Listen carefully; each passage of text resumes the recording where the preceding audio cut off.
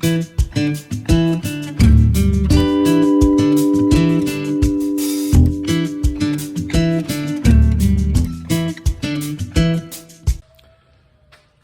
everybody, how's everybody doing? Friday night rendezvous. Gunner, what, son? You're whining constantly. Got some guys coming over tonight, of course, Dad and everybody. And we got to get a fire built. But these guys, Gunner, what is the matter? What? Okay, you need food. I'll be out in just a minute. I got to do something real quick. Okay, just give me a second. All right? Give me a second. All right, guys, so I thought, I build a fire every Friday night, and I thought, why not take a little bit of a teaching moment here and show you guys, maybe teach some of you guys the finer arts. Believe it or not, there's an art to it. So surely you guys have been around campfires, or you got fires in your fire pits on your back porches, or whatever it is that you do, and you build fires. Well, some people build a good fire. Some people don't build such a good fire. And, when we first got our camp up there at the lake, it was a big deal of who was going to build the fire. Because, of course, I wanted to build the fire because I think I built the best fire, and Bubba thought he built the best fire, and Jesse thought he built the best fire, and so even now today, when we go up there and somebody else has built the fire, you can't help but walk by it and poke on the wood or move the wood around or something like that. It's just because, it's just guys' nature that they think they're the only ones to build a fire. So I understand that this page right here, probably 90% women watch this page, and that's great. But hey, I can still show you guys how to build a fire, and then the next time you're out with your husband or your boyfriend or your significant other, whatever, maybe you can build a fire better than the person that you're with. And boy, you talk about a game changer. If some of you ladies just tell your other half, say, hey, I got the fire. I can build a fire, and then do a good job. So let's go through what it takes to really build a good fire. All right, first and foremost, wood selection. Now I've got a couple of different things of wood here. You can see that this wood, you can just tell the difference in the wood, I think, by looking at it. The wood on the right-hand side here is a lot drier. What we would call this wood over here is still a little bit green. Okay, so that means it's just not dried out all the way. This is probably wood that was just cut earlier this year, and it's just not fully dried out yet, where this wood right here is it's really dry. This wood actually over here is almost getting beyond its life of being good for a fire. When you start seeing the holes in it, and this chunk of wood right here, this is a big old chunk of wood. I'm holding it up with one hand. I mean, it's really light. That is that's good. It means it's good and dry. Where this much smaller piece of wood right here weighs double what that real dry piece of wood weighs. Now, this wood's going to burn real fast. It's not going to last long. This green wood will burn. It's dry enough to burn, but it's going to burn slow, and it's not going to give you that instant heat that you're looking for when you're wanting, like, I want to get warm now. This is not going to give you that. This is going to give you that. But I'm going to set up now real quick over my fire pit here. And listen, I'm not in the woods right now. I would love to do a video on what it takes to build a fire in the woods. When you're down there scrounging around for dry wood, or when you don't have the perfect kindling, and you know what? We'll do a video on that one day. We'll go to the back and we'll say, okay, we're going to build a fire. Not like the fire log thing where we had a little lighter fluid staged around or whatever. But we'll go down and build a real fire with literally what we can find in the woods. And that's much more challenging because you don't have that good cut firewood, down there in the back just ready for you to go. So we'll do it like not necessarily like a survival scenario, but like, hey, we're going to go camping. We don't have firewood. We didn't stop beside the road and buy firewood. We didn't go cut any. So let's go down in the woods and find what we can burn. We'll do that. We'll do that on one of our next videos. But tonight it's going to be a little bit easier. But I'm going to show you a few different things about ways that you can, different things you can do with your wood and this and that to really get a good fire going. So let's get that set up and we'll get started. Okay, guys. So what we're going to start with, and this is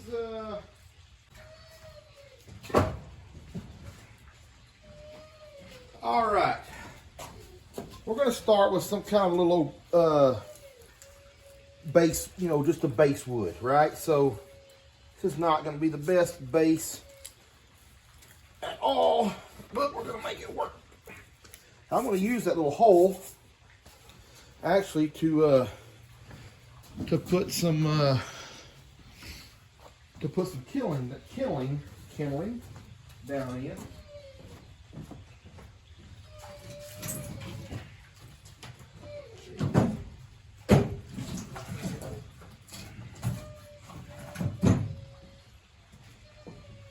Okie dokie. I know this wood looks a little big, and it is right now, but stacking the wood, guys, stacking the wood. Real quick, what does wood, or what does any fire need? Fire needs a spark, fuel, and air. Obviously, the wood is the fuel. The spark, we're going to use a lighter to make the initial spark. And it needs air. Airflow is very important when it comes to building a fire. What happens if you start a fire in your house on the stovetop? What do they tell you? They tell you throw a towel or something over it, smother it out, right? When you take all the air away from it, it will go out. So we got to stack our wood in a way where it's going to breathe. It's going to be able to suck air in, and that's what's really going to give us the heat and the burn that we want.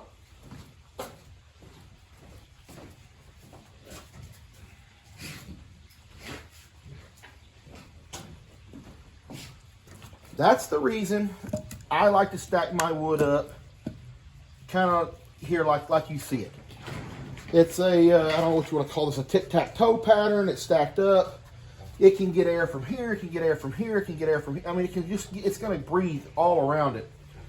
And it's really going to make for a much better fire. Now, I got some pine that I can put on here. But I don't want to just take some pine and stick on this and say, okay, you know, let it get this wood going. This wood is going to burn good, but I want to get the fire going better, so I need to start with some pine, then some smaller stuff, and then, you know, maybe a little bit bigger and build up to this. And what I've done is I've left myself kind of a hole right here to put some of this other wood down in. So one good thing that God's blessed me with are trees that constantly drop little limbs. Well, looks like I've done some cleaning up out here. All right, here we go. These are perfect.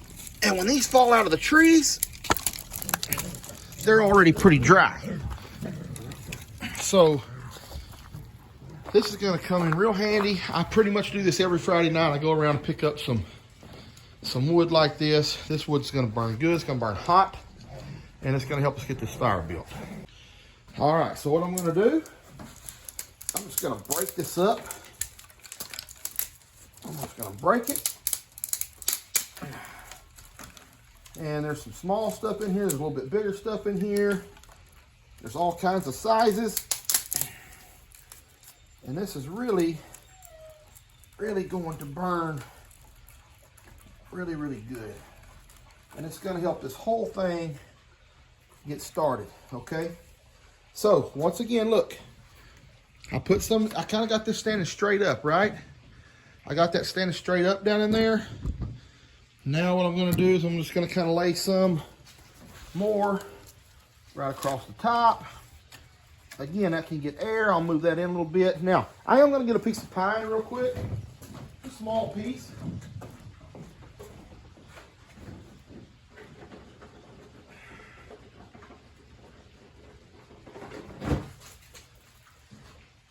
if you guys build fires on your back porch or in fire pit or whatever, they sell this stuff right here at Walmart. You can get it in a box. It's just, a lot of people refer to this as pine heart. I call it pine knot because it really, the better for building fires comes off the knotty part of an old dead tree. This stuff can lay in the woods for, man, I don't even know how long, 50, 60 years maybe, and still be good pine heart.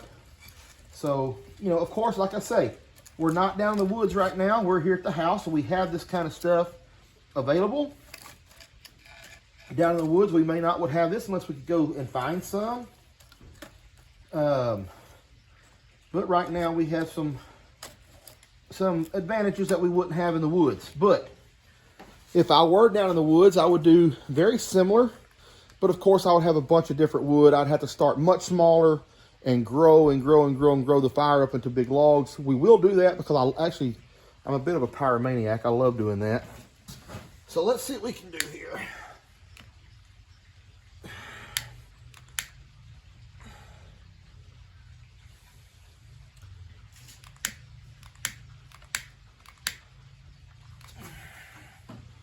I think my lighter may be a piece of crap.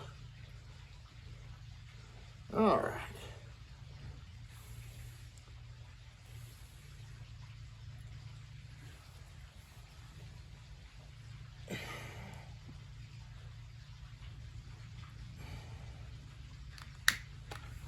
So there's one piece of pine going.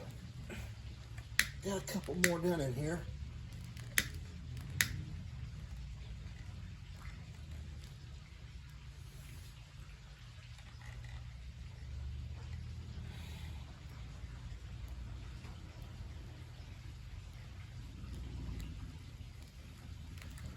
All right.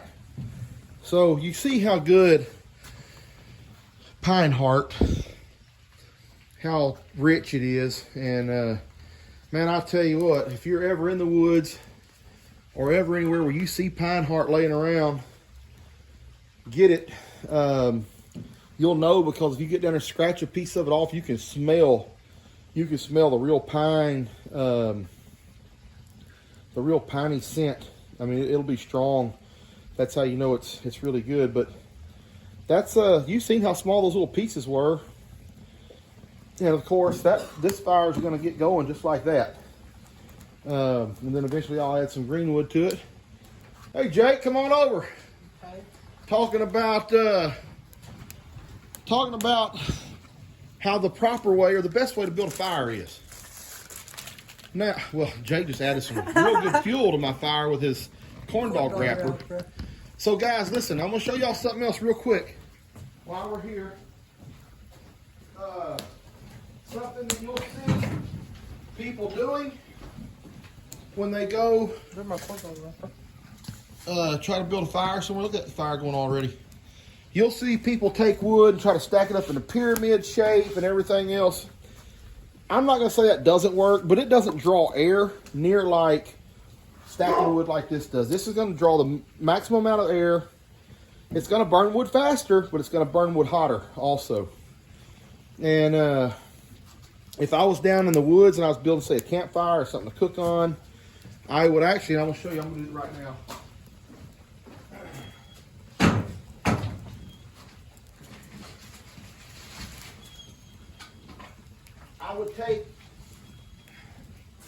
I would take some of the green wood, the wood that we talked about that's not all the way dried out yet, and I would just lay it around on the sides. Uh-oh, let me fall.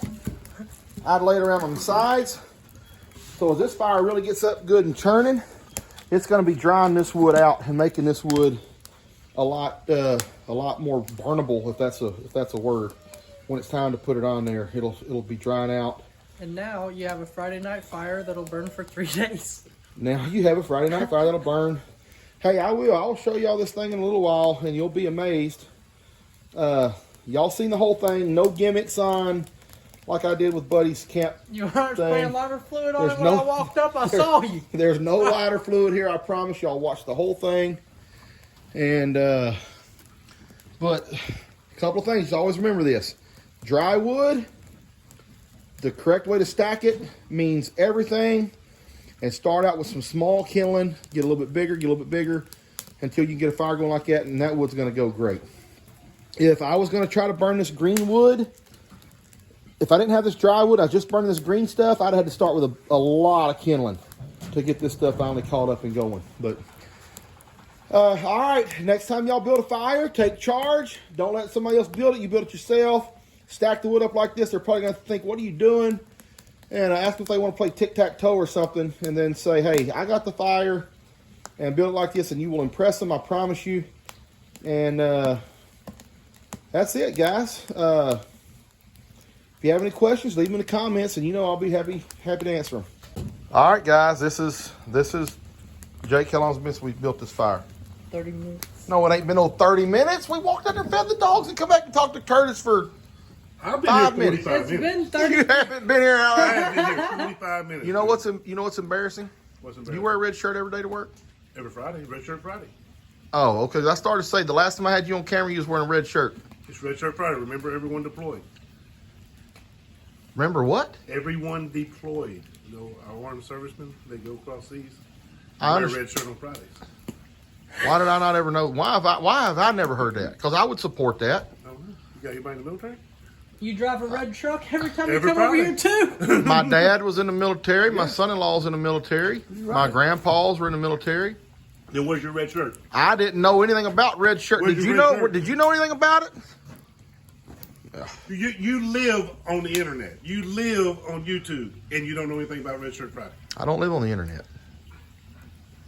All right, well, guys, Curtis, my brother Curtis is here. Anyway, 45 Trying to minutes teach later, me- this is what it looks like. This is not 45 minutes later. Literally, it may have been maybe 15, probably 10. Look at I've the been here timestamp on your 45 video. You can look at your timestamp on your video. You know what? I can do that. We ate a peanut butter and cream pie. Yeah, those take a while. It's you gotta We even get it off cooked the it. roof Guys. and everything. Curtis brought something over. We typically will have some snacks. Oh, it's getting so dark out here. Everybody knows what an oatmeal cream pie is, right? We love oatmeal cream pies. But have y'all ever seen, there's no light. That is called a peanut butter cream pie. Oh, there you go. Peanut butter cream pies. I don't know if those are new or if those have been around very long, but you got to check these out. I feel like I'm doing a commercial for Little Debbie. But that, you know what it tastes like? It tastes like a huge Nutter Butter. And I love Nutter Butters. But anyway, this is Curtis brought these to a brand new. Awesome. All right, there's the fire, guys. You know what to do. You know how to do it. You know how to stack it. You know how to build it. You know how to place the wood. I don't want to hear no dirty. Curtis, don't start. These people on here already have dirty minds. Wood selection is important. Critical. What? It's critical. Wood selection is critical. And you heard Curtis. We call them goob, actually, but wood selection is critical when building a fire. All right.